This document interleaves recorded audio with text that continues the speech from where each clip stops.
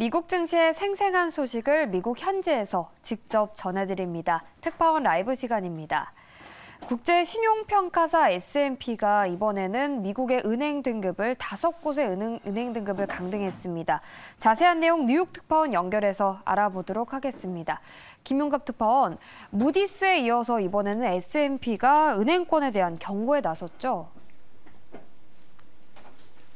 네, 그렇습니다. 국제신용평가사 스탠더드앤드푸어스가 미국 은행 5곳의 신용등급을 하향 조정했습니다.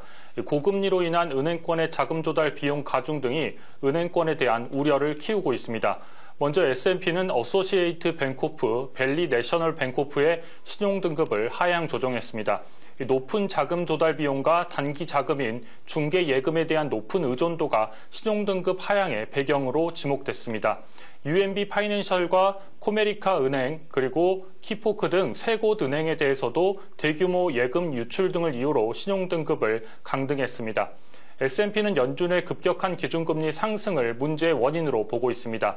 S&P는 보고서에서 급격한 금리 상승이 자금 조달과 유동성에 부담을 주고 있다며 긴축 과정에서 연방예금보험공사 보험에 가입한 은행들의 예금액은 지속적으로 감소할 것이라고 봤습니다.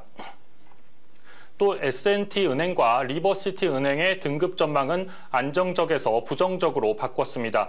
상업용 부동산 위험이 크다는 이유 때문이었습니다.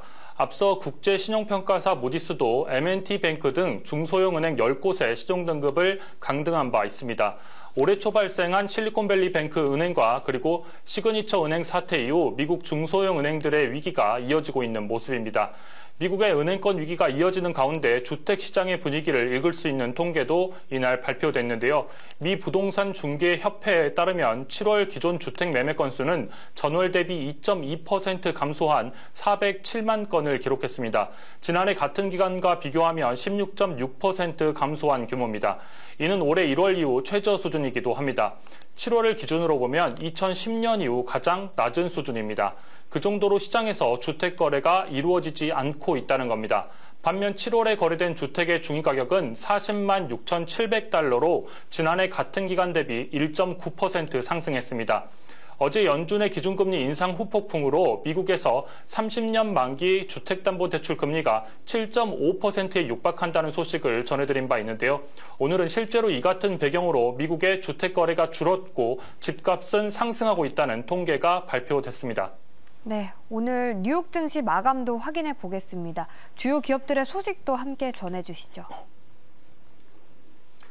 네, 뉴욕 증시는 은행권의 신용등급 하향 등의 소식이 전해지면서 혼조 마감했습니다.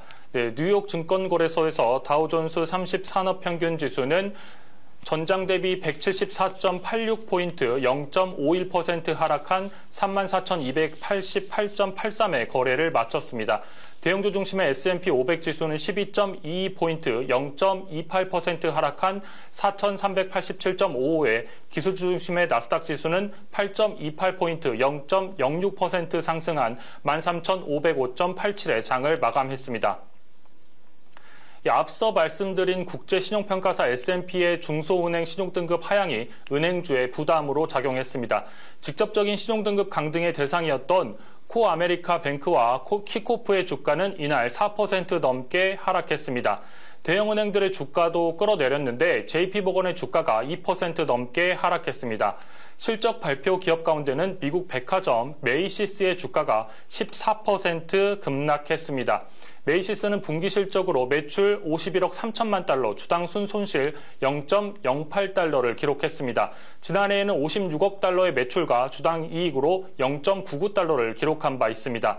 이번 분기 실적이 시장의 전망치는 웃돌기는 했지만 분기 순손실 등이 주가에는 영향을 미쳤습니다. 그리고 하반기 기업 공개를 앞둔 영국의 반도체 설계 전문업체 ARM에 대한 소식도 전해졌습니다. ARM은 올해 미국 기업 공개 시장의 최대어로 꼽히는 기업인데요. 미 금융당국의 기업 공개를 위한 증권 신고서를 제출하며 상장 절차를 본격화했습니다. ARM은 스마트폰의 뇌 역할을 하는 애플리케이션 프로세서 AP 설계도를 만들고 라이센서에 대한 대가를 받는 기업인데요. 이 스마트폰 애플리케이션 프로세서의 90%가 ARM의 설계에 기반하고 있습니다. 시장에서는 ARM의 기업 가치를 600억에서 700억 달러, 우리 돈으로 그러니까 100조 원에 조금 못 미칠 것으로 예상을 하고 있습니다. 최근 시장은 채권 시장에 또 큰 영향을 받고 있는 모습인데요. 연준의 긴축 우려로 상승하던 10년 만기비 국채금리는 4.33%로 소폭 하락했습니다. LPL 파이낸셜의 애덤 턴키스트 수석 전략가는 10년 만기 국채금리가 10월 고점 부근을 맴돌고 있어 시장이 흔들리고 있다며 더 높이 움직인다면 주식시장 하락에 대한 경고 신호가 될 수 있다고 경고를 했습니다. 지금까지 뉴욕에서 매일경제TV 김용갑입니다.